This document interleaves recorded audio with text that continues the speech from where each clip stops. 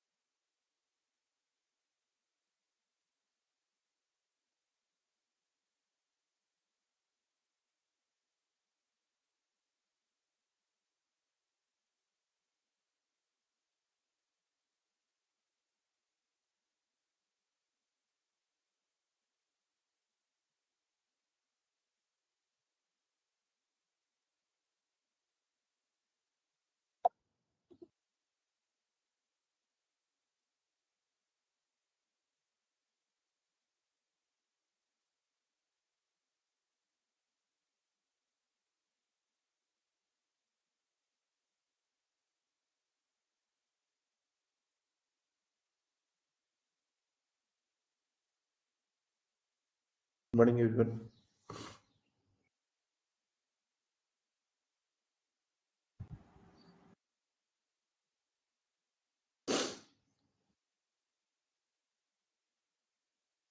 ये क्वेश्चन कल दिया था हमने, हुआ किसी से सॉल्व?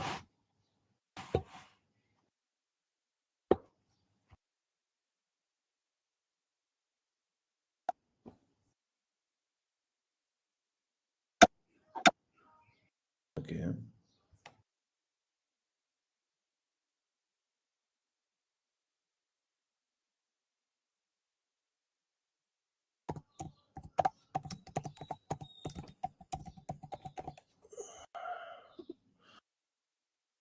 चलिए अपना आंसर सबमिट कीजिए पोल में।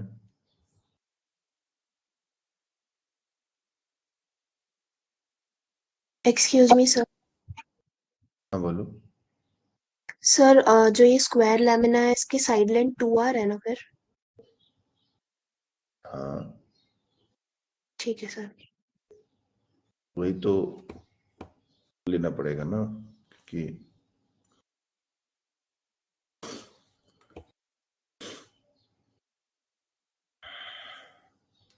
जिन्होंने कैलकुलेट कर लिया है वो लोग अपना आंसर सबमिट करें।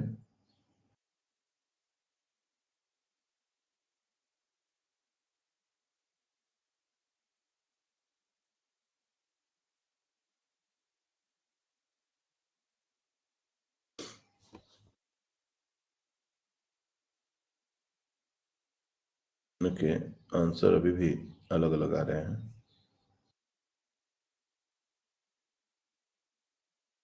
दो बच्चों ने सबमिट किया है, बाकी बच्चे भी सबमिट करें आंसर।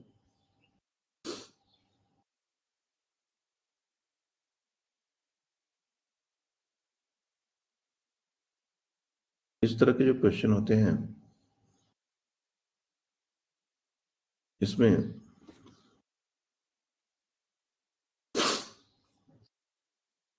कंटिन्यूअस मास दिया हुआ है हमारा, बट होता ही है डिस्क्रीट पार्टिकल सिस्टम की तरह ही है। हम लोग को करना क्या होता है, ये पूरे डिस्क को इसके सेंटर ऑफ मास पर एक पॉइंट मास से रिप्लेस कर देंगे, और सिमिलरली इस पूरे स्क्वायर लेमिना को सेंटर ऑफ मास पर एक पॉइंट मास रख के रिप्लेस कर देंगे।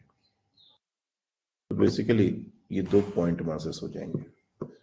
लेकिन ये पॉइंट मासेस हम रखेंगे कितना, ये हमारे लिए क्वेश्चन है। इनके दोनों के सेंटर पर हम लोग एक एक पॉइंट मास रख देंगे, M1 और M2।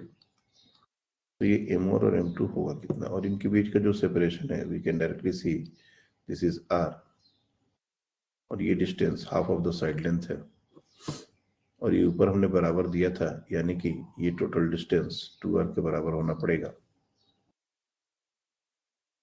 और अगर ये 2R है तो ये डिस्टेंस भी हमारा R के बराबर होना पड़ेगा, मतलब इनके बीच का जो सेपरेशन है वो 2R है। नाउ द क्वेश्चन इज कि ये जो मासेस हैं M1 एंड M2, एक डिस्क है और एक स्क्वायर है, तो मास क्या होगा? तो ये हमारा एक लैमिना है, 2 डायमेंशनल फिगर है। तो मास जो होता है 2 डायमेंशनल फिगर के लिए वो डायरेक्टली प्रोपोर्शनल टू एरिया होता है। क्वेश्चन में भी ये चीज कहा गया है, फॉर्म ऑफ सेम मटेरियल। तो जब सेम मटेरियल हमने यूज किया है तो जिसका एरिया जितना ज्यादा होगा उसका मास उतना ही ज्यादा होगा, तो mass is proportional to area. और यहाँ पर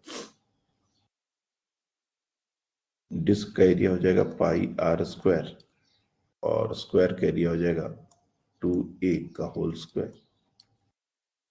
और यहाँ पर जरूरत पड़ेगी, हम लोग चाहे तो एक सिग्मा इंट्रोड्यूस कर सकते हैं, मास पर यूनिट एरिया, लेकिन ये फाइनली कैंसिल आउट हो जाएगा, इसकी जरूरत नहीं पड़ेगी। तो M1 can be written as sigma into pi R square, और M2 can be written as sigma 4R square, 2A 2R ना, ये 2R होगा, तो 4R square.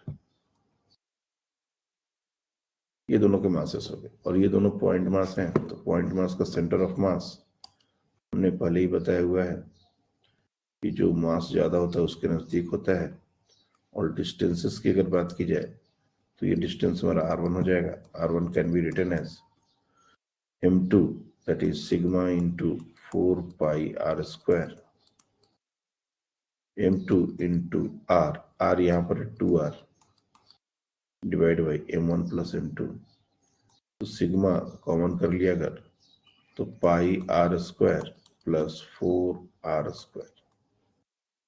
This is how the terms are going to be. अब यहाँ पर R square भी common हो जाएगा, सिग्मा भी कॉमन हो जाएगा, तो ये पूरे टर्म कैंसिल आउट होते दिख रहे हैं। तो एक स्टेप और आगे हम लोग बढ़ते हैं, सिग्मा R स्क्वायर, इसको अगर हमने हटा दिया तो ये ऊपर बचेगा सिर्फ 4 पाई, और अदर 8 पाई R, ये पूरा मल्टीप्लाई कर देंगे तो ये हो जाएगा 8 पाई R, 8 पाई R, और नीचे सिग्मा, और यहाँ भी R स्क्वायर कॉमन कर देंगे तो ये हो जाएगा पाई प्लस 4।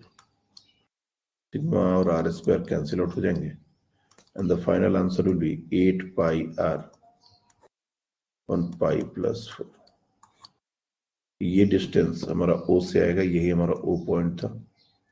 अगर हमसे O डैश से पूछे तो भी निकाल सकते हैं हम लोग, कोई दिक्कत नहीं है, 2R से माइनस करके या फिर डायरेक्ट फॉर्मूला यूज करके। तो 8 पाई R 4 प्लस पाई, यहाँ पर पाई छूट गया आपका मल्हार। सर वो ऊपर पाई नहीं चाहिए, नहीं तो वो 3R के आसपास आएगा आंसर उसका। कौन सा? तो अगर उधर पाया है तो वो आंसर 3R के ऊपर आएगा। वो आपने वो 4R स्क्वायर चाहिए उधर। एक मिनट, कुछ गड़बड़ किया क्या हमने? सिग्मा 4R स्क्वायर, एक्स्ट्रा पाई का टर्म डाल दिया ना यहाँ पर। ये मास का वैल्यू पुट करते समय 4R स्क्वायर ही होगा ना, सिर्फ पाई का एक एक्स्ट्रा टर्म डाल दिया। तो सिग्मा आर स्क्वायर, तो ये सिंपली 8r हो जाएगा, पाई नहीं होगा। 8r divide by pi plus 4, बिल्कुल सही आंसर है।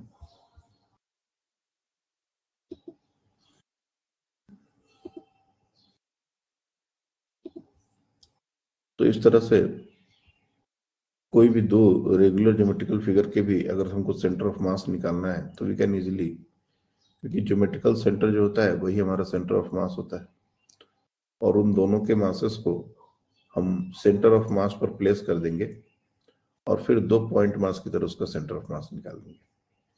अब ये वैल्यू हम देख सकते हैं, नीचे 7 पॉइंट समथिंग का टर्म आ रहा है, ऊपर में 8 का टर्म है, यानी कि 1 से ज्यादा है, ये फ्रैक्शन जो है वो r से ज्यादा है रादर। तो इसका मतलब कि इन दोनों का सेंटर ऑफ मास स्क्वायर के अंदर ही लाई करेगा, और करना भी चाहिए, क्योंकि स्क्वायर का मास ज्यादा है, 4r स्क्वायर है और ये पाई r स्क्वायर है, तो डेफिनेटली इसका एरिया ज्यादा है, तो सेंटर ऑफ मास जिधर ज्यादा होता है उधर ही लाई करता है। तो इस तरीके से हम लोग सीधे अगर ऑप्शंस दिया जाए तो ऑप्शन से भी हम लोग कुछ ऑप्शंस एलिमिनेट कर सकते हैं। अब इसी वैरायटी में एक दूसरा क्वेश्चन हमसे पूछा जाता है कि अगर हमारे पास एक डिस्क हो और इसमें ही हमने एक कैविटी क्रिएट कर दी हो, कुछ इस तरह का डायग्राम है, ये हमारा सेंटर ऑफ द डिस्क है और ये पोर्शन हमने कट करके निकाल दिया है। इस डिस्क का रेडियस हम ले सकते हैं 2r, और ये जो डिस्क है जो कट किया हमने, इसका रेडियस है r/2, और इनके बीच का जो सेपरेशन है वो हमारा है इनका बीच का सेपरेशन तुम कर लो 2r/3। The separation between these two centers O and O dash is 2r/3। जो डिस्क हमने कट किया है उसका रेडियस है r/2,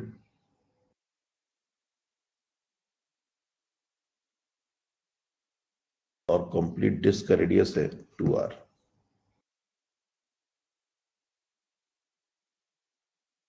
मैं स्टेटमेंट भी लिख देता हूं, a small disk of radius r/2 is cut from a larger disk of radius 2r.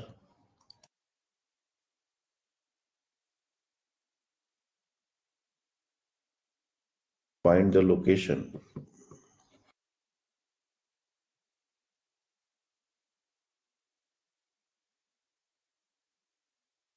center of mass from the center of larger disk। ये जो बड़ा वाला डिस्क है इसके सेंटर से, मतलब बेसिकली O से, वो कितने डिस्टेंस पर होगा।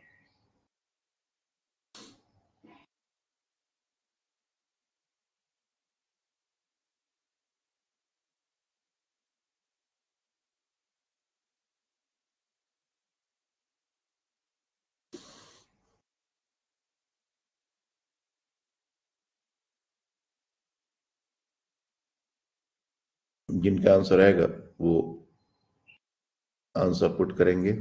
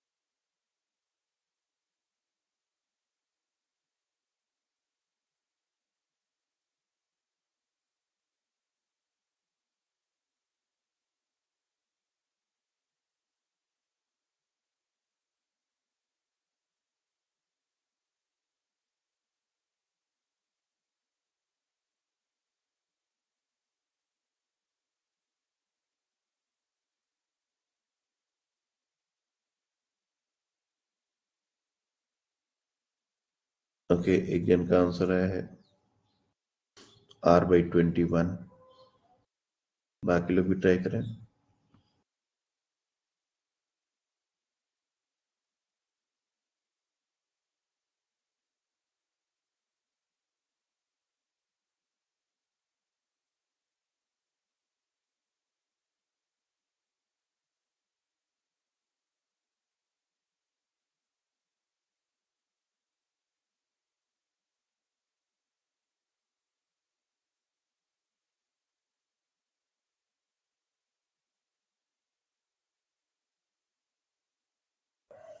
Okay, answers are different.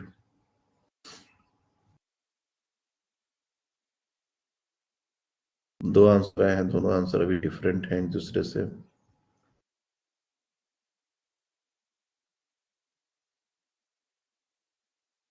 बाकी बच्चे भी आंसर कीजिए।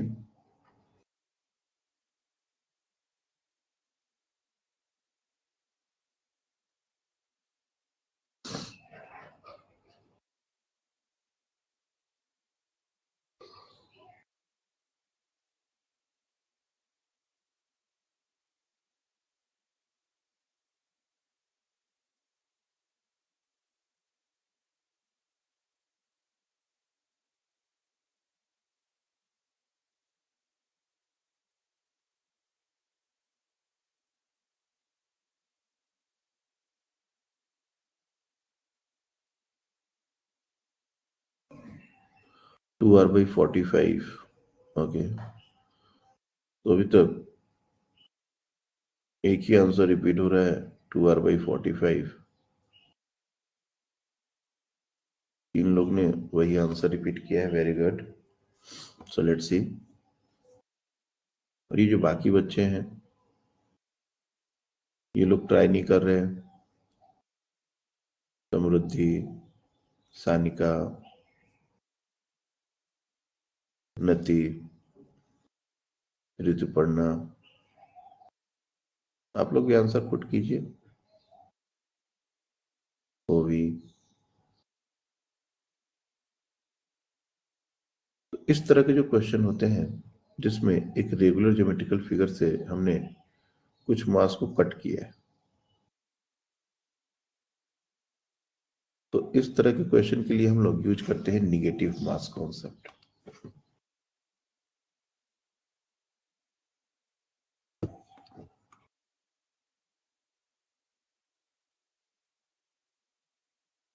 निगेटिव मास कॉन्सेप्ट, एक्चुअली मास हमारा हमेशा एक पॉजिटिव क्वांटिटी रहा है, लेकिन इस तरह के क्वेश्चन के लिए हम लोग निगेटिव मास कॉन्सेप्ट इंट्रोड्यूस करने वाले हैं। उसमें हम लोग क्या करते हैं कि जिस रेगुलर फिगर से वो पोर्शन को कट किया गया है, सबसे पहले तो उस रेगुलर फिगर को कंप्लीट कर देते हैं। That means we can directly take a disc, जैसा एक 2R रेडियस का डिस्क है उसको एज इट इज ले लेंगे, कंप्लीट डिस्क। और उसके बाद हम लोग एक निगेटिव मास लेंगे जो कैविटी की जगह पर प्लेस किया हुआ है।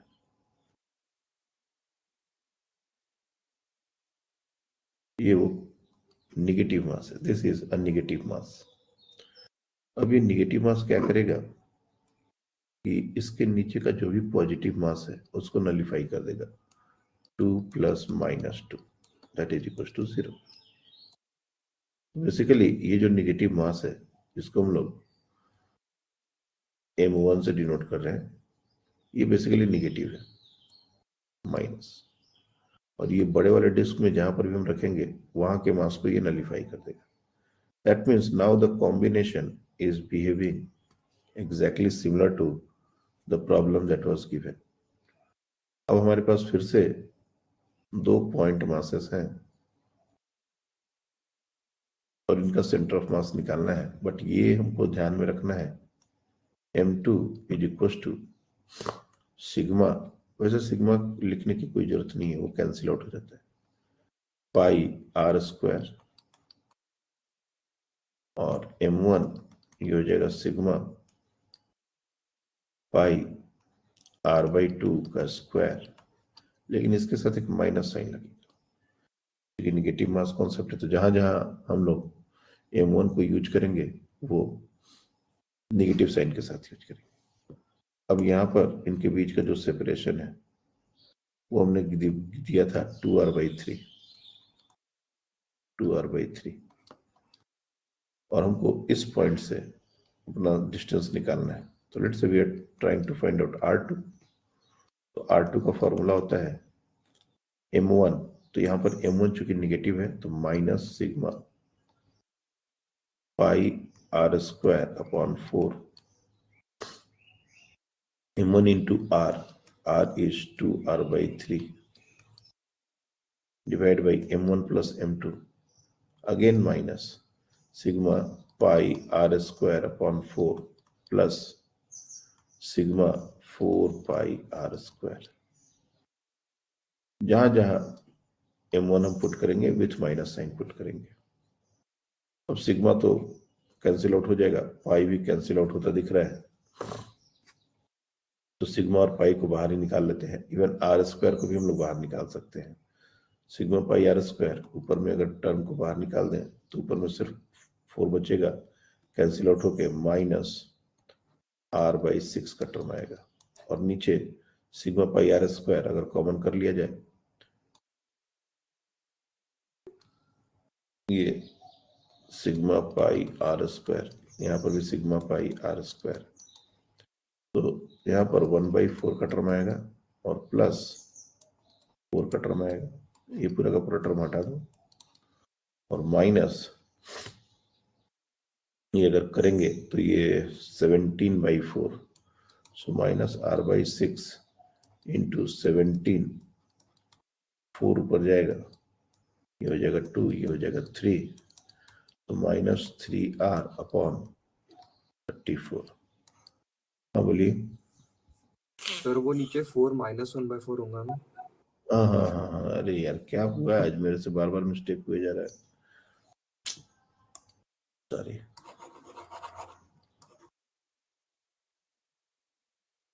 तो ये 15/4 होगा, और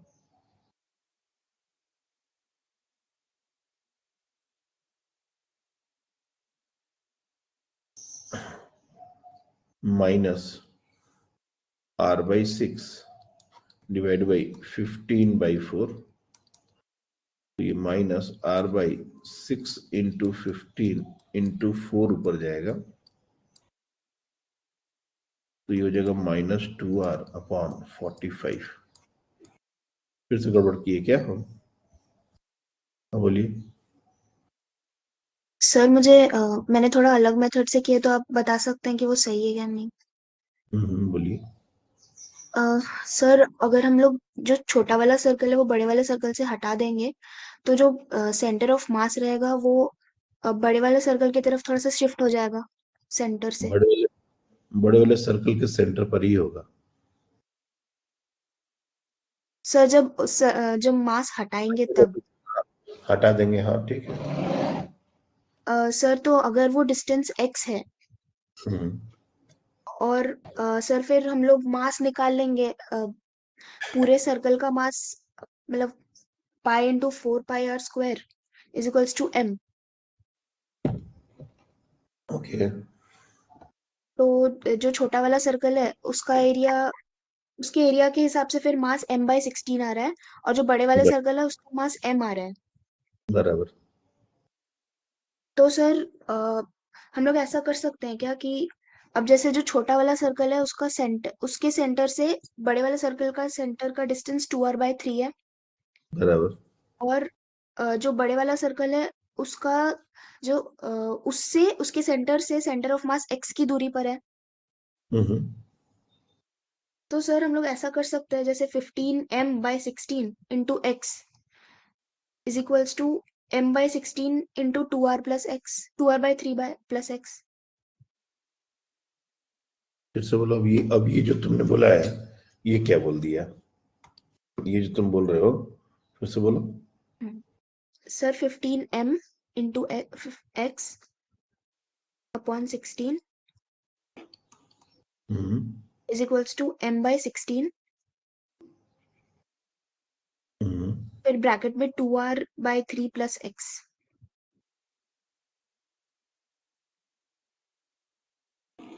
सर अगर इसको सॉल्व करेंगे तो जो x की वैल्यू है वो r/21 आ रही है। मतलब जो आपने अभी सॉल्व किया ना, उसमें अगर मतलब अगर मैं अपने आंसर में सिर्फ नहीं, 2r/3 लिखूं तो आ रहा है एक वो। मिनट एक मिनट एक मिनट एक मिनट। पहले तो आंसर ये नहीं होगा, जो r/21 आ रहा है वो आंसर नहीं है। अब ये जो लिखा जा रहा है ये थोड़ा 1 मिनट के लिए सोचना पड़ेगा कि ये किस क्वेश्चन का आंसर हो सकता है। इस क्वेश्चन का तो आंसर नहीं है जो क्वेश्चन हम लोग कर रहे हैं, लेकिन अगर ये आंसर है तो तुम क्या कर रहे हो, m/16 2r प्लस x और ये 15 m/16 क्यों कर रहे हो, ये क्यों किया आपने? सर वो बड़े वाले सर्कल में से छोटा वाला सर्कल जब माइनस होगा तो 15m/16 बचेगा ना। ये जो फॉर्मूला है ये क्या फॉर्मूला है बताइए, what is this formula? Sir वो सेंटर ऑफ मास से उनका मतलब डिस्टेंस, वो हम m1r1 करते हैं ना तो। ओके, तो आपने जो दूसरा डिस्क फिर लिया, जैसे इसमें से जब मास माइनस कर दिया तो फिर ये मास क्यों ले लिया? सर क्योंकि हम लोग जैसे पहले ऐड करने से पहले 15m/16 का सीन था। फिर जब हम लोग अब हम मैं ऐसे समझ गई कि उसको हमने वो कैविटी को फिर से भर दिया तो कैविटी को तो हटाया वो कब? सेंटर ऑफ मास वापस। हाँ वो कैविटी को फिर आपने हटाया ही कब? 15 बाई सर वो 16 माइनस। 15m/16 के टाइम पे हटाया था ना, इसलिए तो 15m/16 लिखा। तो हमको तो कैविटी के साथ ही चाहिए, हमको कैविटी के बिना थोड़े ना चाहिए, हमको तो सेंटर ऑफ मास कैविटी के साथ चाहिए ना। जो हमारा क्वेश्चन है उसमें कैविटी है या नहीं है? सर है बट वो तो मैंने 15m/16 लिखा था, इसलिए वो तो मैं अज्यूम कर रही हूँ कि m/16 किया, वो हुआ नहीं है सर में ऐसा। नहीं, तो आपने जब माइनस कर दिया तो वो बेसिकली विदाउट दैट मास, मतलब विथ कैविटी ये सिस्टम है। 15m/16 विथ कैविटी हमारा ये सिस्टम है, तो फिर हमारा एक्स्ट्रा m/16 क्यों आ रहा है? मेरा क्वेश्चन तो ये है ना, जब हमने कैविटी का मास हटा के ही डिस्क का मास रखा हुआ है, तो फिर अब हमारा m/16 पिक्चर में क्यों आ रहा है? अगर हम उसको डाले रहते और फिर उसको लेते और फिर m/16 लेते तो फिर भी मेरे को समझ आता। इसी फॉर्मूले में जो आप कर रहे हो, ये जो 15m/16 है इसको कट कर दो, इसको सिंपली m लिखो, फिर देखो शायद बात बने। ठीक है सर, मैं m डाल के एक बार देखती हूँ। क्योंकि सर हम्म। ये वाला जो इक्वेशन है ना, अगर मैं इसमें x जो 2r/3 प्लस x है उसमें जब x हटाती हूँ। m एक बार डाल के वैल्यू चेक करो। हाँ ठीक है सर, मैं डालती हूँ।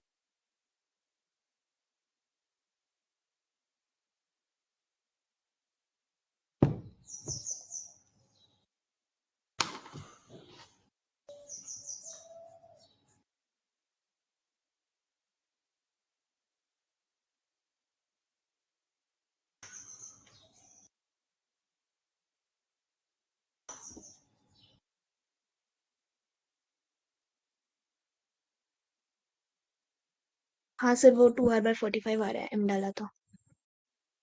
तुम, हमको समझ नहीं आ रहा कि ये 15m/16 कर रहे हो फिर उसके बाद इस m को इंट्रोड्यूस कर रहे हो। हमको कैविटी के साथ सेंटर ऑफ मास निकालना है कि कंप्लीट डिस्क का निकालना है? कैविटी के साथ निकालेंगे तो तुम पूरा मास लोगे ना, तब इस मास का कोई मतलब बन रहा हाँ है सर ना। वो। हाँ तो लॉजिक में एक बेसिक मिस्टेक था, मास को अगर ले लेते पूरा तो फिर ये इक्वेशन भी बुरा नहीं है।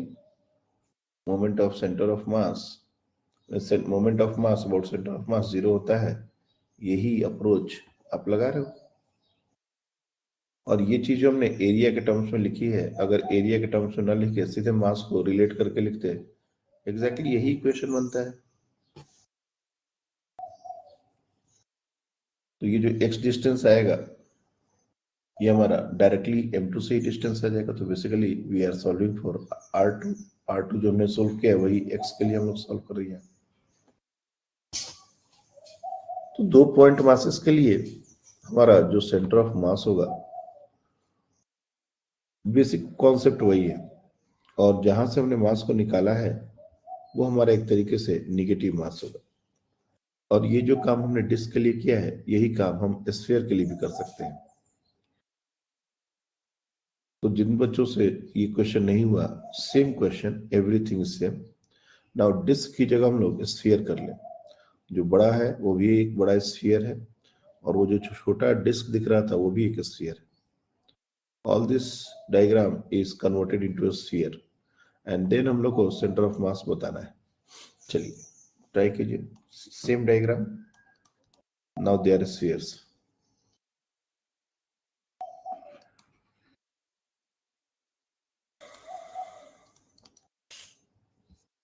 ये पूरा का पूरा जो डायग्राम है वो स्फीयर्स का है।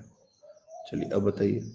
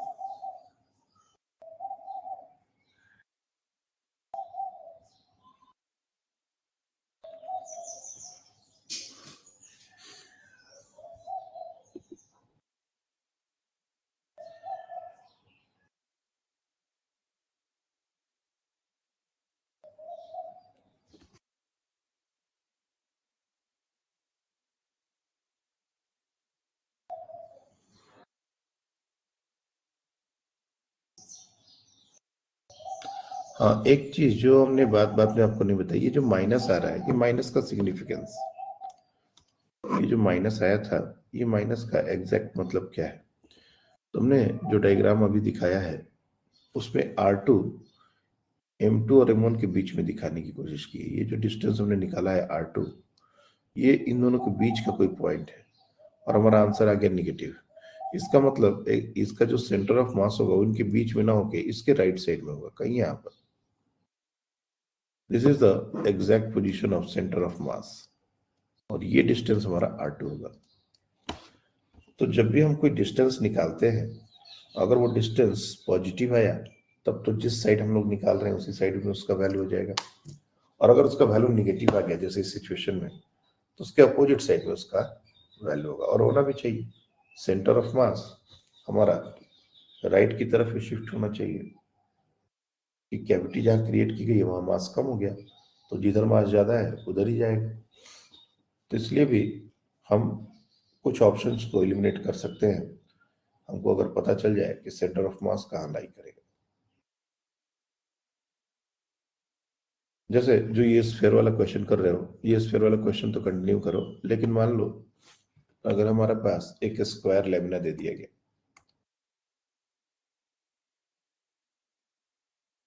ये हमारा स्क्वायर लेमिना है, और इसके 4 पोर्शंस में से लाइक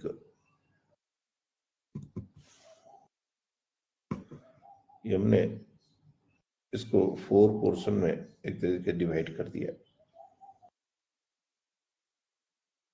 और ये वाले पोर्शन को कट करके हटा दिया, दिस इज नॉट देयर।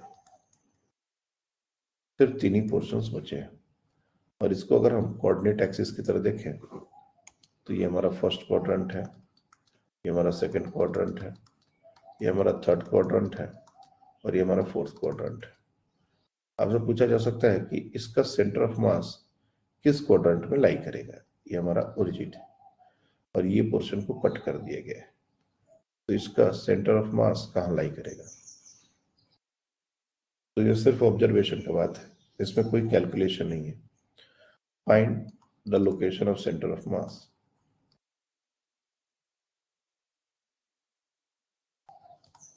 बताइए।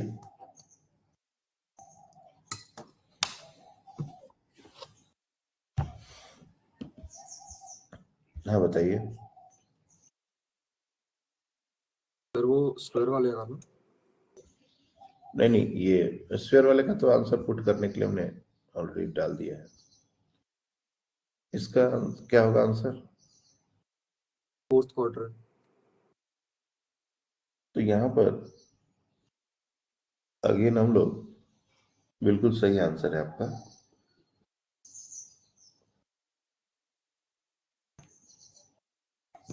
हम ऐसे सोचे कि अगर हमने इन सबको पॉइंट मासेस से रिप्लेस कर दिया, लाइक ये भी मास है, इसको एक पॉइंट मास से रिप्लेस कर दिया, इसको भी एक पॉइंट मास से रिप्लेस कर दिया, इसको भी एक पॉइंट मास से रिप्लेस कर दिया, इसको भी एक पॉइंट मास से रिप्लेस कर दिया, लेकिन ये मास तो है नहीं, तो इसको तो नहीं रखेंगे। अब इन दोनों का, चूंकि ये दोनों के मास बराबर हैं, तो इन दोनों का सेंटर ऑफ मास बिल्कुल बीचों बीच आना चाहिए, और सिमेट्री से इन दोनों का भी सेंटर ऑफ मास बीचों बीच आना चाहिए। इसलिए अगर ये पूरा लैमिना कंप्लीट होता तो सेंटर ऑफ मास बीच में आता, लेकिन चूंकि एक पार्ट को हटा दिया गया है, तो अब अगर बाकी के जो 3 पार्ट्स बचे हैं, सिर्फ उसके अगर एंगल से देखें तो इन दोनों का सेंटर ऑफ मास सेंटर पर है, और इन दोनों को भी सेंटर ऑफ मास से, और फिर अब इसको और इसको सेंटर ऑफ मास अगर देखें तो इन दोनों का सेंटर ऑफ मास इसके बीच में ही कहीं ना कहीं होगा, तो डेफिनेटली ये फोर्थ क्वाड्रेंट में ही आएगा। तो इस तरीके का भी क्वेश्चन आपसे बहुत बार पूछा जा सकता है, सीधे ऑब्जर्वेशन बेस्ड, कि हमारा सेंटर ऑफ मास किस क्वाड्रेंट में लाई करेगा, कहाँ लाई करेगा, ऐसा। तो ये हमको समझ में आना चाहिए। अब स्फीयर वाले क्वेश्चन का आंसर 2 बच्चों ने सबमिट किया है। ओके, 3,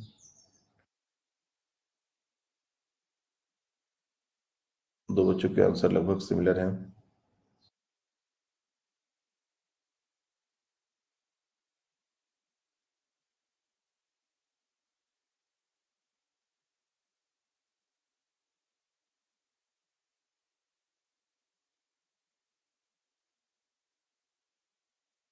बाकी बच्चे भी इसको कंप्लीट करें।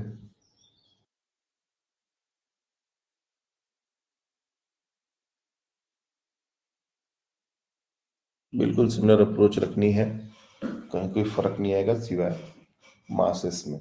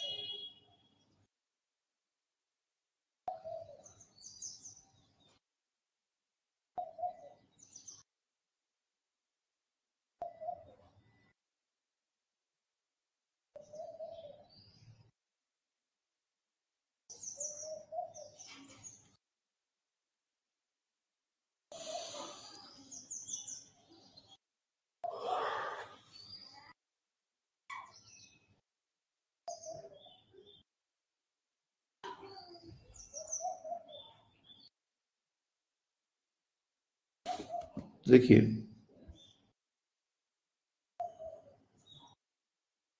टू आर बाई 189, ये सिर्फ 2 बच्चों का आंसर है, बाकी सारे आंसर्स अलग अलग हैं। ओके, 3 बच्चों ने ये आंसर कर दिया, 4 बच्चों ने।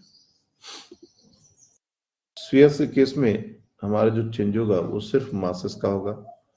एरिया हमारा रेडियस के स्क्वायर के प्रोपोर्शनल होता है, और वॉल्यूम हमारा r³ के प्रोपोर्शनल होता है, और मास वॉल्यूम के प्रोपोर्शनल होगा। तो बस यहाँ पर जो हमने M1 M2 किया था, काम तो बिल्कुल वही करना है। ये हमारा M2 है, ये हमारा M1 है, इनके बीच का सेपरेशन 2r/3 है। बस M1 is equal to 4/3 pi r/2 का क्यूब इंटू रो, और M2 that is equal to 4/3 pi 2r का क्यूब इंटू रो। ये करना है। बहुत बार क्या होता है, कैलकुलेशन को अवॉइड करने के लिए हम इन दोनों को एक कॉमन टर्म के टर्म्स में लिख सकते हैं। जैसे ये जो आ रहा है, ये हमारा 1/8 का टर्म आएगा और ये हमारा 8 टाइम्स आएगा। यानी कि इसको अगर कैलकुलेट करें तो ये 1/8 4/3 पाई r³ रो ऐसा कुछ आएगा। और इसको अगर देखें तो ये 8 4/3 पाई r³ रो ऐसा आएगा। अब ये जो कॉमन टर्म है, अगर इसको हम कुछ m ऐसा कुछ एज्यूम कर लें, या फिर किसी एक को एक वैल्यू असाइन कर दिया जाए, लाइक इसको हमने स्मॉल m असाइन कर दिया, तो ये हो जाएगा 64m। तो इस तरीके से दोनों एक कॉमन टर्म के टर्म्स में आ गए। और ये भूलना नहीं है कि ये M1 को हमको निगेटिव लेना था, तो ये माइनस हम लोग साथ रखें तो ज्यादा बेटर है। तो ये m है तो ये 64m है, इसके साथ माइनस लगा रहेगा, इसके साथ माइनस नहीं लगा रहेगा। तो जिससे हमको कन्वीनियंट है, हम ये कैलकुलेशन करके डायरेक्ट अपना काम यहाँ पर सिंपल दिखा सकते हैं, या फिर सीधे सीधे वॉल्यूम जैसे हमने पिछली बार एरिया के लेके किया था वैसा कर सकते हैं। अब जैसे मान लो -m इसका वैल्यू है और इसका वैल्यू 64m है, तो हमारा काम रिलेटिवली थोड़ा आसान दिखेगा। सेंटर ऑफ मास को हमने कहीं यहाँ पर लिया, यहाँ से ये डिस्टेंस r2 है। इस बार भी हमारा डिस्टेंस नेगेटिव आने वाला है, और नेगेटिव आना भी चाहिए, इधर ही आना चाहिए। तो -m into 2r/3 divide by -m plus 64m। तो इस तरीके से करोगे तो गलती की गुंजाइश बहुत कम हो जाएगी। अब ये हो जाएगा -m into 2r/3 divide by 63m, ये this m will get cancelled, और ये हो जाएगा 2r upon 189 -2r upon 189। Minus का अगेन वही सिग्निफिकेंस है, ये टुवर्ड्स राइट में आएगा। तो जब फाइनल आंसर हमसे पूछे जाते हैं तो ये टुवर्ड्स राइट, टुवर्ड्स लेफ्ट, इस तरह का ऑप्शन आता है। तो हमको आंसर में माइनस नहीं दिखेगा, क्योंकि ये तो हमारा कन्वेंशन है।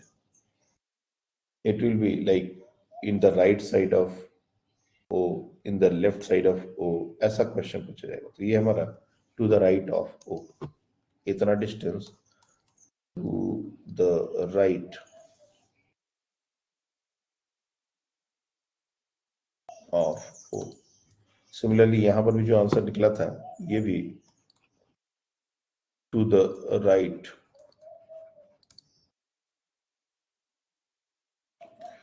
और इन दोनों क्वेश्चंस में अगर हमने एक सिमिलर कैविटी इधर भी क्रिएट कर दी, इधर भी क्रिएट कर दी सिमेट्रिकली, जैसा ये हमारा कैविटी है, बिल्कुल ऐसा ही डिस्टेंस पर 2r/3 डिस्टेंस पर एक कैविटी अगर यहाँ क्रिएट कर दी, हमारा सेंटर ऑफ मास अब कहाँ जाएगा? Will be the centre of mass now.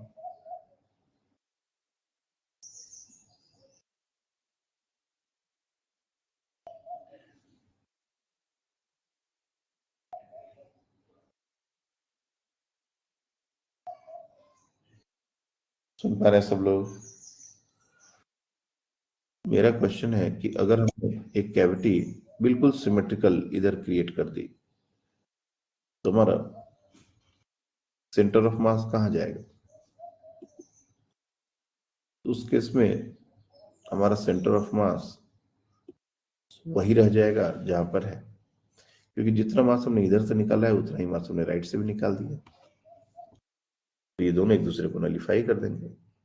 अगर हमने एक ऊपर कैविटी क्रिएट कर दी और वैसे ही एक कैविटी नीचे क्रिएट कर दी तो अगेन सेंटर ऑफ मास वही रहेगा। जैसे यहाँ पर ये जो डायग्राम था जिसमें आंसर हमारा फोर्थ क्वाड्रेंट आ रहा था, हमने एक मास यहाँ से निकाल दिया। अगर हम ये फोर्थ क्वाड्रेंट वाला भी मास निकाल दें, for example if you simply remove this one, तो सेंटर ऑफ मास वापस से यही पर आ जाएगा, क्योंकि ये दोनों जो बचे इनका सेंटर ऑफ मास तो यही है। तो इस तरह से अगर हम सिमेट्रिकली दोनों साइड मास को हटाते हैं तो हमारा सेंटर ऑफ मास वहीं पर आ जाता है। लेकिन ऑब्वियस बात है कि ये दोनों सेम होने चाहिए, ओरिएंटेशन भी सेम होना चाहिए। ये जो कैविटी है, अगर हमने एक दूसरी कैविटी यहाँ क्रिएट कर दी और तब हम पूछे कि सेंटर ऑफ मास कहाँ होगा, तब इसमें वो बात नहीं है। ये दोनों सिमेट्रिकल कैविटीज होनी चाहिए। सेंटर से जितना लेफ्ट में वो है, सेंटर से उतना राइट में वो है, एच टाइप से जब बात होगा तो सेंटर ऑफ मास वापस वही रह जाएगा। तो ये सारे पॉइंट मास और discrete particle system related questions हैं जो आपसे पूछे जा सकते हैं। अब बात आती है कंटिन्यूअस मास की। कंटिन्यूअस मास के लिए हमने ऑलरेडी अभी जो 2-3 एग्जांपल लिए हैं वो सब कंटिन्यूअस मास लिए, लेकिन वो रेगुलर ज्योमेट्रिकल फिगर है। कंटिन्यूअस मास सिस्टम और जो रेगुलर ज्योमेट्रिकल फिगर होते हैं उनका सेंटर ऑफ मास हमको निकालने की जरूरत नहीं पड़ती। जैसे रिंग हो, डिस्क हो, स्फीयर हो, स्क्वायर हो, रेक्टेंगल हो, सबका geometrical centre he centre of मास होता है। अच्छा, एक ट्रायंगुलर लेमिना के लिए, अगर ये हमारा एक ट्रायंगुलर लेमिना है आर्बिट्ररी शेप का, तो इसका सेंटर ऑफ मास कहाँ होगा? This is a triangular lamina.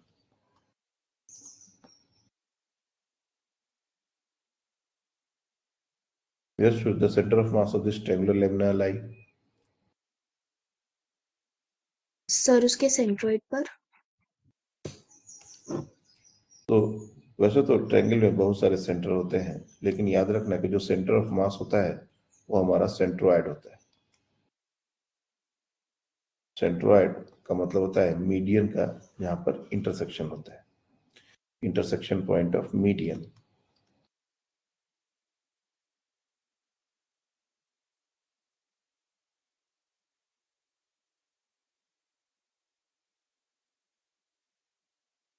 यहां से इसको इस तरीके से थोड़ा और राइट होगा, ये मिडिल पॉइंट को ज्वाइन करने वाले जो लाइंस होते हैं उसको जब ज्वाइन करेंगे तो कहीं यहाँ पर इसका सेंटर ऑफ मास आएगा। तो जितने भी रेगुलर फिगर्स हैं उसका सेंटर ऑफ मास उसके ज्योमेट्री से हमको पता होता है, इसलिए उसको निकालने की जरूरत हम लोग को नहीं पड़ती। लेकिन कुछ अनसिमेट्रिकल, जैसे ये एक बेसबॉल का बैट है,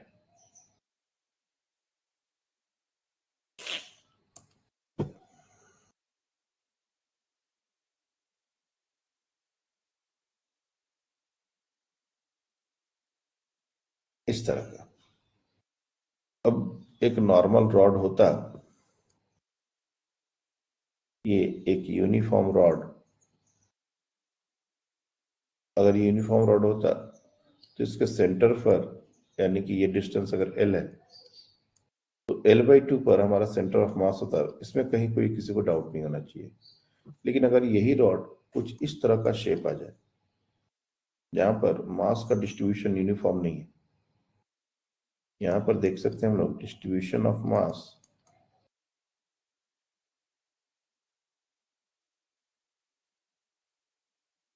इज नॉन यूनिफॉर्म, एक तरफ ज्यादा है एक तरफ कम है, इसको बोलते हैं नॉन यूनिफॉर्म। तो इस सिचुएशन में अगर ये रॉड का लेंथ हम लोग को मान लेते हैं कुछ दिया गया है L, हम डायरेक्टली ये नहीं बोल सकते कि इसका सेंटर ऑफ मास L/2 पर होगा। इसका सेंटर ऑफ मास इसके राइट साइड में कहीं होगा, क्योंकि ज्यादा मास इसी साइड है तो उधर ही सेंटर ऑफ मास लाई करता है। तो इस तरह के सिचुएशंस में जहां पर हमारा सिमेट्री का हेल्प नहीं मिल रहा है, रेगुलर फिगर्स नहीं दिख रहे हैं, तो फिर हमको कुछ एक्स्ट्रा काम करना पड़ेगा, कुछ एक्स्ट्रा एफर्ट लेना पड़ेगा। और उसमें भी सेंटर ऑफ मास में कायदे से देखा जाए तो 3-4 रिजल्ट्स मोर देन एनफ है। अगर हम चाहें तो उसको डिराइव करके याद करें या फिर सिंपली उसको याद कर लें, क्योंकि derivation no one going to ask कि ये कैसे आता है। हमको बस रिजल्ट अगर याद है तो उससे भी हमारा काम हो जाता है।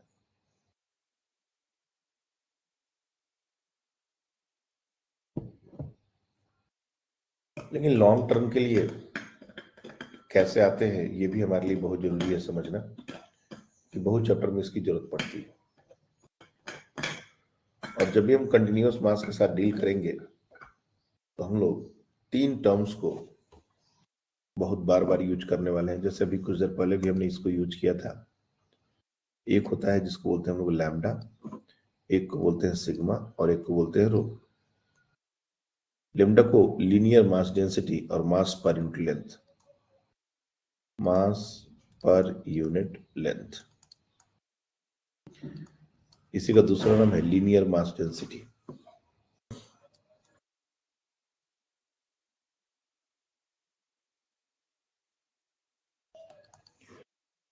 सिग्मा मास पर यूनिट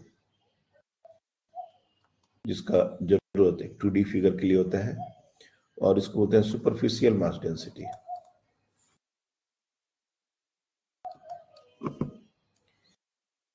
और ये तो रो मास पर यूनिट वॉल्यूम, ये हम लोग को बहुत पहले से पता है, और इसको सिंपली डेंसिटी बोल देंगे तो भी चलेगा। This is also known as density. अब यूनिफॉर्म बॉडीज के लिए ये कांस्टेंट होते हैं। जैसे ये रॉड हो गया, ये ट्रायंगुलर लेमिना हो गया, तो इस ट्रायंगुलर लेमिना का जो सिग्मा होगा वो कांस्टेंट है। थ्रू आउट मास का डिस्ट्रीब्यूशन यूनिफॉर्म तरीके से। सिमिलरली इस रॉड के लिए लैम्डा, क्योंकि एक लीनियर ऑब्जेक्ट है तो लीनियर ऑब्जेक्ट के लिए लैम्डा, एरियल ऑब्जेक्ट के लिए सिग्मा और 3D ऑब्जेक्ट के लिए वॉल्यूम। यहाँ पर लैम्डा, यहाँ पर सिग्मा, ये सब कांस्टेंट है, क्योंकि ये जो मास डिस्ट्रीब्यूशन है ये यूनिफॉर्म मास डिस्ट्रीब्यूशन है। This is uniform mass distribution.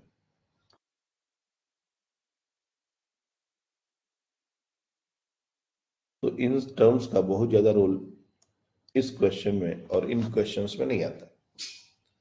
ये कैंसिल आउट हो जाने वाले टर्म है।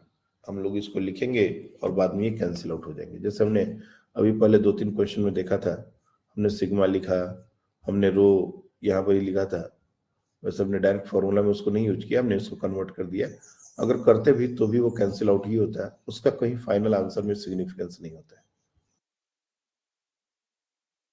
लेकिन ये चीजें तब ज्यादा प्रोमिनेंट होती हैं जैसे ये बेसबॉल का बैट हमने दिया है। अब इसका मास जो है वो यूनिफॉर्म तरीके से तो डिस्ट्रीब्यूटेड नहीं है, तो हमको इस तरह के क्वेश्चन में लैम्डा का वैल्यू दे दिया जाएगा। Like lambda is equal to let's say 2x, ऐसा एक टर्म दे दिया गया, या kx या kx स्क्वायर, कुछ भी ऐसा एक फंक्शन दे दिया गया। और तब हमसे पूछा गया इसका सेंटर ऑफ मास कहाँ होगा, और ये जो x है ये इस लेफ्ट हैंड से डिस्टेंस है। बेसिकली जैसे जैसे हम दूर जाएंगे वैसे वैसे मास बढ़ेगा तो लीनियर मास डेंसिटी बढ़ेगी, बस इसलिए ये इस तरह से फंक्शन एक दे दिया गया। और ये क्वेश्चन में ही गिवन होता है, ये हमको खुद से नहीं बनाना होता। हो सकता है कुछ कुछ क्वेश्चन में ये भी हमको बनाना पड़ जाए, लेकिन मोस्टली आपको ये क्वेश्चन में दिया जाएगा। अब हमको अगर सेंटर ऑफ मास निकालना है तो कैसे निकालेंगे? सबसे पहले तो जो हमारे फॉर्मूले थे, x centre of mass, y centre of mass और जेड सेंटर ऑफ मास, जो डिस्क्रीट पार्टिकल सिस्टम के फॉर्मूले थे। So for discrete particle system,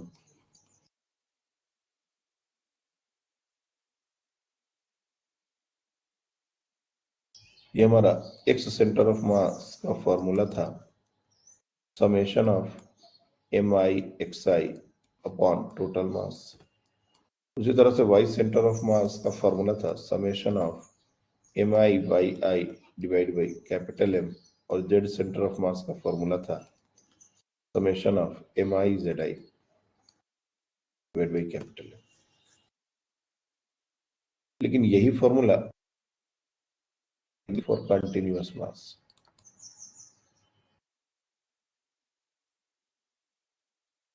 तो उसमें हमारा जो सेंटर ऑफ मास है, एक सेंटर ऑफ मास लेट से, तो ये जो समेशन है वो इंटीग्रेशन में कन्वर्ट हो जाता है, और ये जो m है ये dm में कन्वर्ट हो जाता है, यानी कि x dm upon total mass, इसको चाहे तो ऐसे लिख सकते हैं, ये हमारा टोटल मास है with proper limits. y centre of mass similarly हम लोग y dm अपॉन dm ऐसा लिख सकते हैं, और z सेंटर ऑफ मास हम लोग ZDM अपॉन DM। अब इस पूरे टर्म में DM क्या है और X क्या है ये हमको समझना है। X Y Z जो ये हमने लिखा है ये क्या है। तो कोई भी कंटिन्यूअस मासेस के सिस्टम में हम लोग को एक एलिमेंट लेना पड़ता है जिसके रेपिटेशन से वो सॉलिड और वो जो भी कंटिन्यूअस मास है वो फॉर्म हुआ पड़ा है। जैसे एक रॉड के केस में छोटे छोटे रॉड्स कंसिडर करने पड़ेंगे, एक रिंग के केस में छोटे छोटे रॉड कंसिडर करने पड़ेंगे, एक डिस्क के केस में छोटे छोटे रिंग कंसिडर करने पड़ेंगे। इस तरह से अलग अलग सिचुएशंस में हमको अलग अलग एलिमेंट लेने पड़ते हैं, और वो हम लोग एक एक एग्जांपल में इस चीज को समझेंगे कि वो एलिमेंट कैसे लेने होते हैं। जो एलिमेंट हम लोग लेते हैं डीएम उसी का मास होता है। ये जो डीएम है this is the mass of element taken, और ये जो एक्स वाई जेड हमने लिखा है ये उसके एक्स सेंटर ऑफ मास है, वाई सेंटर ऑफ मास है और जेड सेंटर ऑफ मास है। तो बेसिकली एक्स के बारे में अगर लिखा जाए तो this is the centre of x centre of mass of element. वो जो एलिमेंट हमने छोटा सा लिया है उसका x centre of mass x से डिनोट करेंगे। सिमिलरली उसका y centre of mass y से और z centre of mass z से, और प्रॉपर लिमिट्स के साथ इसको इंटीग्रेट करेंगे। अब जैसे ये जो एग्जांपल है बेसबॉल वाला, इसका लेमडा 2x के एक्स स्क्वायर कुछ भी ले सकते हैं, लेट्स हमने के एक्स स्क्वायर ही ले लिया, और इस क्वेश्चन को यहाँ पर कंटिन्यू करते हैं।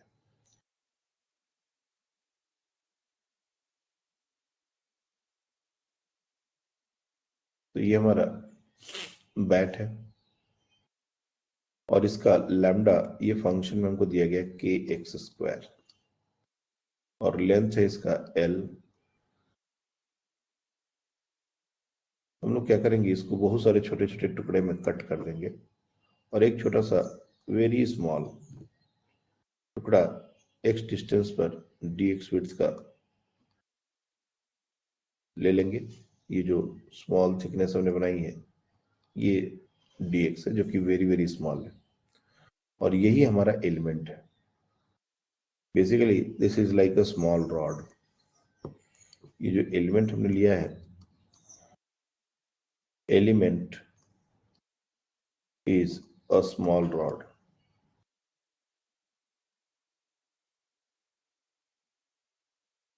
छोटा सा जो रॉड है वही हमारा एलिमेंट है। तो सबसे पहली बात कि उसका मास निकालना होगा, उसका सेंटर ऑफ मास निकालना होगा। तो x basically centre of mass of elemental rod. कायदे से देखा जाए तो जिस रेफरेंस लाइन से हम लोग डिस्टेंस कैलकुलेट कर रहे हैं उससे इसका डिस्टेंस हो जाना चाहिए x plus D x upon 2, क्योंकि डी एक्स उसका लेंथ है। इसको थोड़ा सा इनलार्ज करके बनाए तो ये जो छोटा सा एलिमेंट हमने लिया है ये कुछ ऐसा बन जाएगा, और ये लेंथ अगर हम dx बोल रहे हैं तो ये जो सेंटर होगा ये dx/2 पर होगा, और वहां से अगर देखा जाए इसका लोकेशन तो x प्लस dx/2 है। बट जैसे हमने कहा कि dx is very very small, ये x के कंपेरिजन में ये dx बहुत छोटा होता है बोल के इस पूरे एक्सप्रेशन को हम लोग सिंपली x लिख देते हैं। तो हमको x सेंटर ऑफ मास मिल गया। अब बात आती है dm की, mass of the element taken.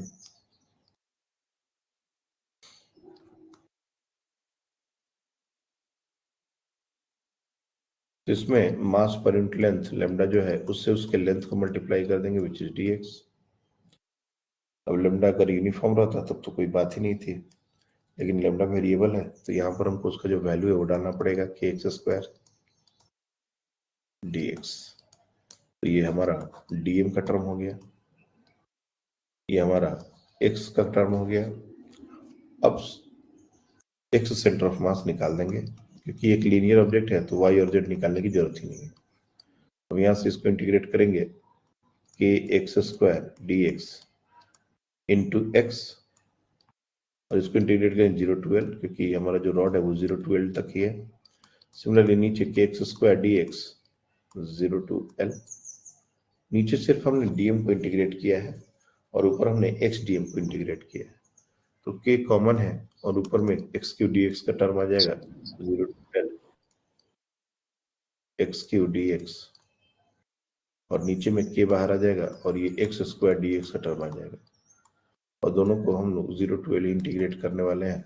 k will get cancelled, ये हो जाएगा L⁴/4 डिवाइड बाई L³/3। तो L³ से एक ये कैंसिल आउट होगा और ये हमारा हो जाएगा 3L/4। हम देख सकते हैं कि रॉड से लेफ्ट एंड से एट ए डिस्टेंस 3L/4 ये हमारा सेंटर ऑफ मास का लोकेशन है। ये फाइनल हमने कैलकुलेट कर लिया 3L/4। तो इस तरीके से कंटिन्यूअस मासेस जो होते हैं उनके सेंटर ऑफ मास एलिमेंट लेके ही हमको प्रोसीड करना होता है। चलिए इसको जल्दी से नोट कीजिए, और इसके बाद एक semi circular ring, try to find the centre of mass of a semi circular ring. Complete circle के लिए तो सेंटर ही हो जाएगा, इसलिए कंप्लीट सर्कल का नहीं लेंगे। Centre of mass of semi circular ring,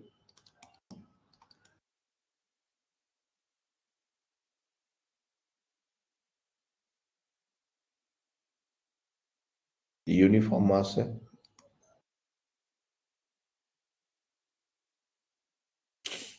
चलिए ट्राई कीजिए।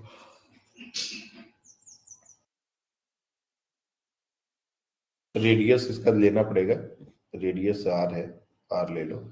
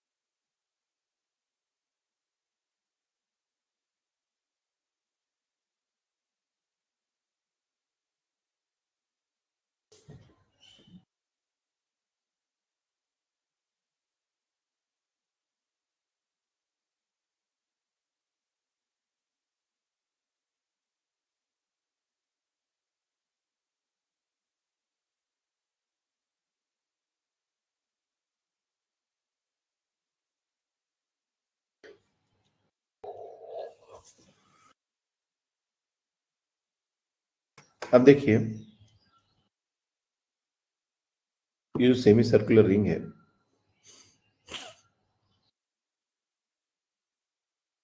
ये कुछ इस तरीके से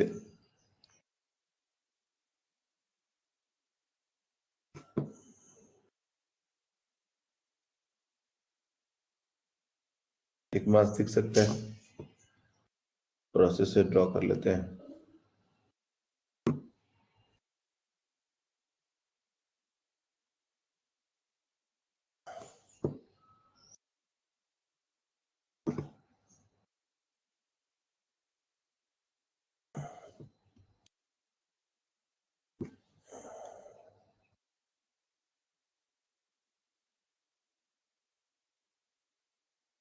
इस तरह का कुछ सिस्टम है। यूनिफॉर्म मास डिस्ट्रीब्यूशन है, लेकिन ये सेमी सर्कुलर है।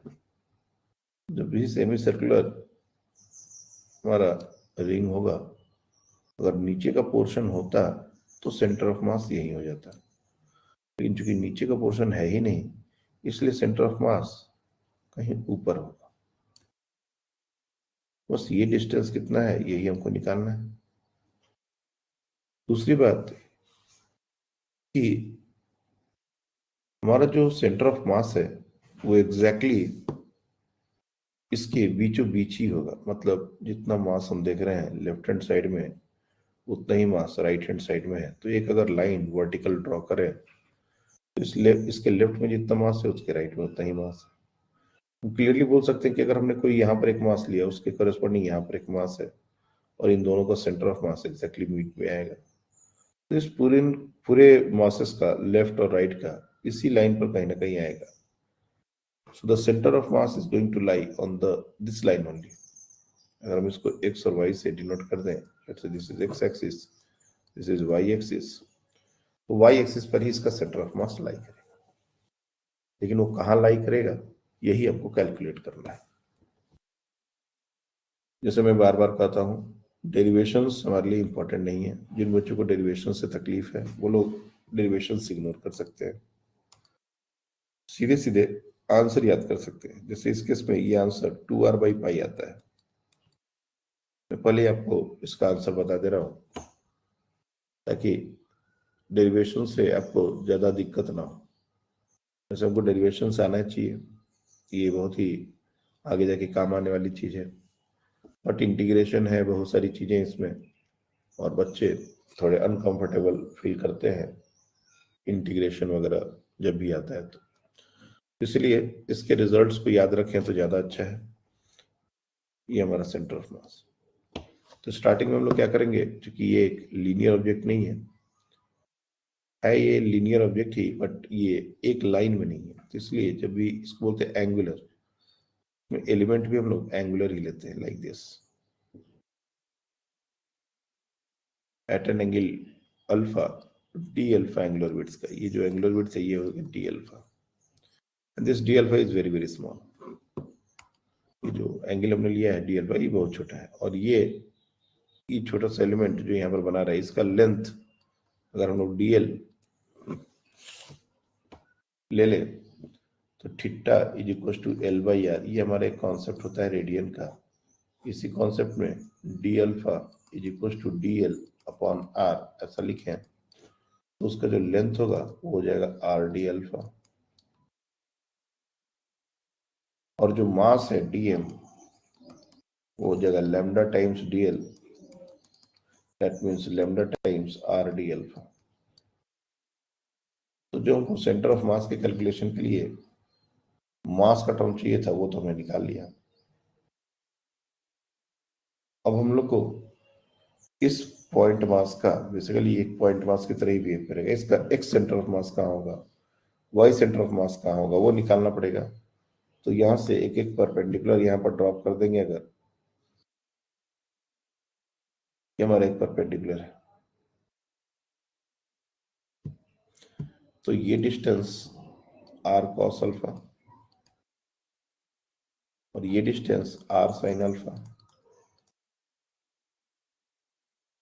अब इस चूंकि ये 2D फिगर है तो इसमें एक सेंटर ऑफ मास पे निकालना होगा, वाई सेंटर ऑफ मास पे निकालना होगा। वैसे सिमेट्री से हमको पता है कि वाई पर ही होगा, और एक सेंटर ऑफ मास को डायरेक्टली जीरो कर सकते हैं। लेकिन अगर मान लो ये चीज हमको नहीं समझ आ रही कि ये कहाँ होगा, तो सीधे सीधे हम लोग एक सेंटर ऑफ मास जो भी तरीका है उससे निकाल लेंगे, और वाई सेंटर ऑफ मास, ये दोनों को इंडिविजुअली निकाल लेंगे। एक सेंटर ऑफ मास लिखने के लिए उसका एक्स कोऑर्डिनेट है वो है r cos अल्फा, तो इसको लिख लेंगे r cos अल्फा, और dm की जगह हमने निकाला है lambda RD alpha, divide by नीचे का जो इंटीग्रेशन है वो है लैम्डा RD अल्फा, और इसको इंटीग्रेट कर देंगे। तो ये सेमी सर्कुलर है तो लिमिट हमारा 0 to पाई होना चाहिए। अभी हमारा 0 to एक्स सेंटर ऑफ मास के लिए जैसे किया है बिल्कुल वैसा ही काम वाई सेंटर ऑफ मास के लिए करेंगे। यहाँ पर ये इंटीग्रेशन 0 to पाई और वाई सेंटर ऑफ मास हमारा है r sine alpha into lambda r d alpha divide by lambda r d alpha 0 to pi. अब तुम कैलकुलेट करो, तुम देखोगे कि ये जो लेफ्ट वाला जो टर्म हमने लिखा है ये 0 ही आएगा और ये जो राइट वाला टर्म है ये 2r/पाई आएगा। चलिए इसको कंप्लीट कीजिए, सॉल्व कीजिए खुद से।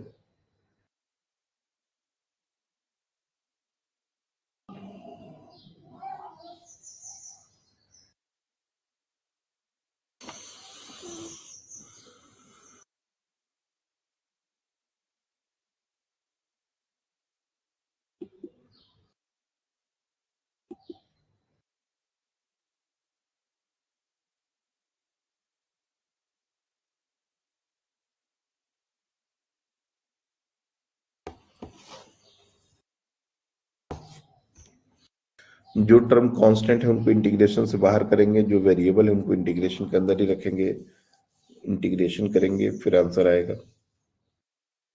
नॉर्मल तरीका होता है वही।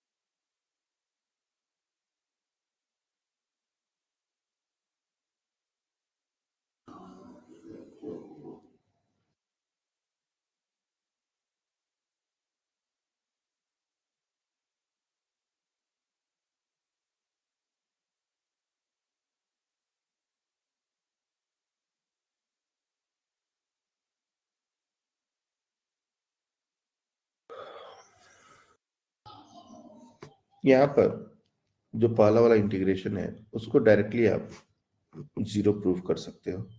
कॉस अल्फा है, कॉस अल्फा का इंटीग्रेशन साइन होगा और साइन 0 का भी वैल्यू 0 होता है, पाई का भी वैल्यू 0 होता है। तो बाकी अगर कैलकुलेट कर भी लो कुछ, इंटीग्रेशन में लिमिट पुट करने के बाद जब दोनों वैल्यूज ही 0 हो जा रहे हैं तो सीधे सीधे ये 0 होगा। ये बात बिना कैलकुलेशन के भी प्रूव की जा सकती है। अदरवाइज इसको जो जो कांस्टेंट है जैसे lambda r r r square ये सब बाहर है, कांस्टेंट से बाहर आ जाएंगे और ये आ जाएगा cos alpha d alpha. Similarly यहाँ पर लेमडा आर बाहर आ जाएगा तो ये जगह से हो जाएगा सिंपली डी अल्फा और यहाँ पर भी लिमिट 0 से पाई, यहाँ पर भी लिमिट 0 to पाई। अब इसको लेमडा आर ये कैंसिल आउट होगा और ये cos alpha d alpha 0 to पाई ये हमारा 0 आ जाएगा माइनस कॉस का साइन अल्फा होता है सॉरी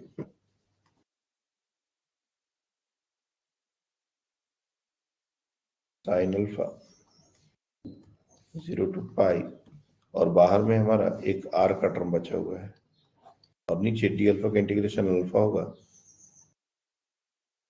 जिसको 0 to पाई अगर पुट कर दें तो जब साइन पाई का वैल्यू डालोगे तो भी 0 आएगा, साइन 0 का वैल्यू डालोगे तो भी 0 आएगा। लेकिन ये काम अगर राइट वाले में करोगे तो वहां पर वैल्यू 0 नहीं होंगे, वहां से ये हमारा आंसर डायरेक्ट आएगा। जल्दी से वाई सेंटर ऑफ मास को इसी तर्ज पर कंप्लीट करो और जिनका हो जाए वो हैंड टेस्ट करेंगे।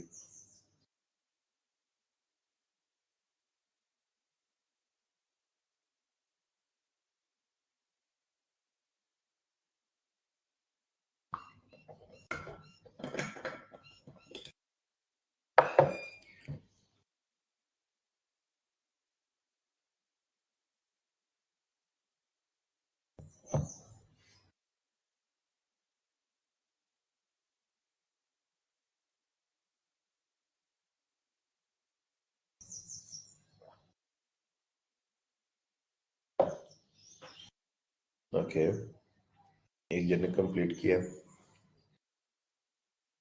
हमने लगभग सारा काम कर लिया है। वहां पर साइन अल्फा डी अल्फा का इंटीग्रेशन है 0 to पाई, बस यही बाकी है और कुछ उसमें करने को है ही नहीं। साइन अल्फा का इंटीग्रेशन माइनस कॉस अल्फा होता है, उसके बाद लिमिट पुट करना है तरीके से and will get the answer.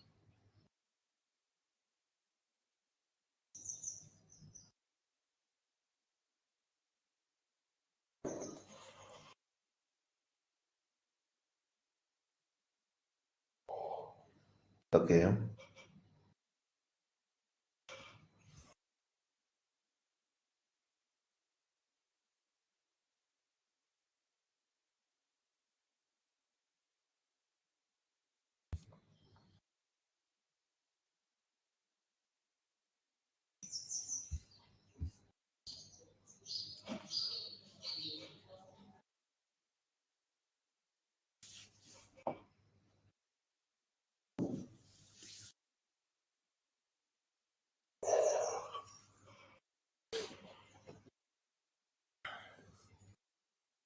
यहाँ पर जब हमने इंटीग्रेशन आप लोगों को सिखाया था तब भी ये integration sine alpha d alpha का सिखाया गया था। If you see basic mathematics में इंटीग्रेशन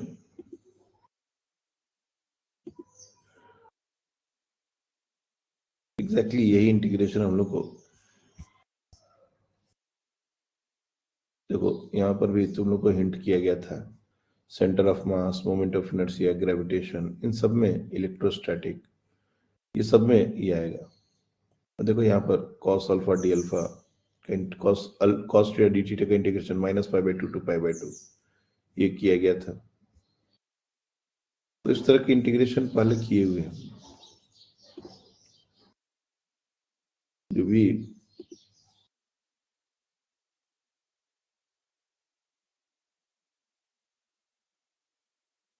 बट ये है कि काफी पहले पुराना किया हुआ है, ये सब तुम लोग भूल गए हो। और ये सारे डिस्कशन, सारे वीडियो, सब कुछ अवेलेबल है। जब तक ये सारी चीजें ध्यान नहीं रहेगी तो जिस दिन के लिए हमने पढ़ा था वो समय अब आया, और अगर हम नहीं कर पाएंगे तब तो बहुत दिक्कत होने वाला है। ये यहाँ पर कराते समय हमने बताया था कि electric field, centre of mass, moment of inertia, अब इसके बाद मोमेंट ऑफ इनर्शिया आएगा, उससे भी इसका यूज होगा। ग्रेविटेशन उसके बाद वाले चैप्टर में इसका यूज होगा। तो 3 चैप्टर तो 11th में ही है जिसका इसका यूज है धड़ल्ले से। जो लोग भी इंटीग्रेशन में अभी कंफर्टेबल फील नहीं कर रहे हैं उनको जल्दी से जल्दी ये काम कंप्लीट करना पड़ेगा।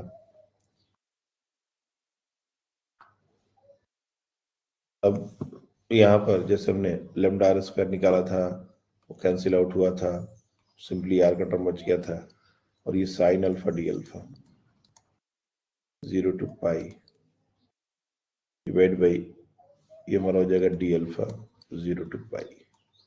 नीचे तो खैर डायरेक्ट इंटीग्रेशन हो जाएगा, पाई का टर्म आ जाएगा, ऊपर में आएगा माइनस कॉस अल्फा। और यही थोड़ा सा ट्रिकी पार्ट होता है, माइनस आने पर बच्चे थोड़ा कंफ्यूज होते हैं।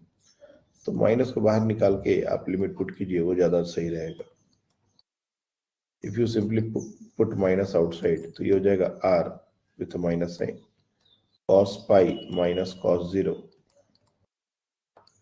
डिवाइड बाई ये 0 का वैल्यू होता है -1, cos 0 का वैल्यू होता है प्लस, तो ये प्लस सॉरी ये -1 और माइनस +1 ये दोनों -2 हो जाएंगे, और ये फाइनल आंसर 2r/पाई हो जाएगा। तो ये हमने एक डेरिवेशन आपको सिंपली करा के ये बता दिया। ऐसे बहुत सारे कंटिन्यूअस मासेस हैं और सबका डेरिवेशन अगर हम करेंगे it will take a lot of time. और दूसरी बात कि ये डेरिवेशन हमारे लिए खास करके नीट के बच्चों के लिए बहुत ज्यादा इंपॉर्टेंट नहीं है। हमको एक आइडिया जरूर होना चाहिए कैसे करना है एंड ऑल, लेकिन फाइनली हम लोग इनका एक चार्ट ले लेंगे कि सेंटर ऑफ मास एग्जैक्टली कहाँ होता है, हम उसको याद कर लेंगे ताकि एग्जाम में जब आए तो इतना सारा कुछ करने का तो कोई मतलब ही नहीं है। अगर सीधे सेंटर ऑफ मास के रिजल्ट से काम बन रहा है तो हम इतना सारा डिराइव करने गए तो बहुत सारा टाइम चला जाएगा। इसलिए सारे एक टेबल बना के याद करने पड़ते हैं। नेक्स्ट क्लास में मैं सारे कंटिन्यूअस मास जो हैं उनका सेंटर ऑफ मास एक टेबल दे दूंगा और एक दो और डेरिवेशन अगर करना हो तो कर लेंगे, फिर उसके बाद उसके आगे की कहानी। जैसे ये जो रिंग है इसी का यूज करके हम डिस्क का सेंटर ऑफ मास निकालते हैं। Semi circular disc, obviously complete disc लेने का कोई मतलब नहीं है, तो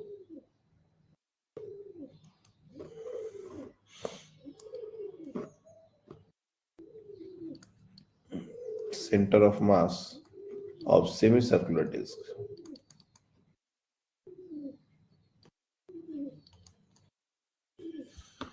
तो सेमीसर्कुलर डिस्क में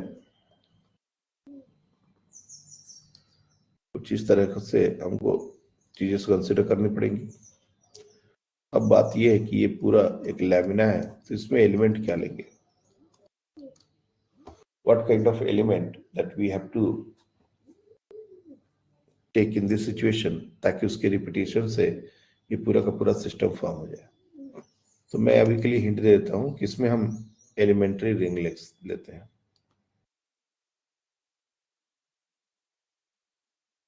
एक छोटा रिंग इसमें हम कंसिडर कर सकते हैं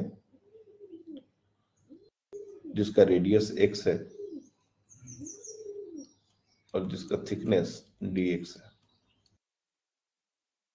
और इसका एरिया निकालना है, इसका मास निकालना है, इसका सेंटर ऑफ मास हमको पता है। इस तरीके से फिर प्रॉपर लिमिट से इंटीग्रेट करेंगे। तो ये आपका होमवर्क रहेगा, आप इसको एक बार ट्राई करके आइएगा, centre of mass of semi circular disc, और आगे हम लोग कंटिन्यू करेंगे। कितने लोग centre of mass of system of particles ये स्टार्ट कर दिए सॉल्व करना? मैं आज इसके जो भी नोट्स एंड क्वेश्चन बैंक्स हैं वो मैं शेयर कर देता हूं, आप लोग इसको सॉल्व करना शुरू कर दीजिए। नेक्स्ट जो आपका टेस्ट होगा वो इसी चैप्टर पर होगा, सेंटर ऑफ मास। जहां तक भी हो जाएगा, दुर्गा पूजा के आसपास एक ऑफलाइन टेस्ट हम सोच रहे हैं आप लोग का रखने का, उसमें जहां तक पोर्शन कवर होगा वहां तक टेस्ट में आएगा। Thank you.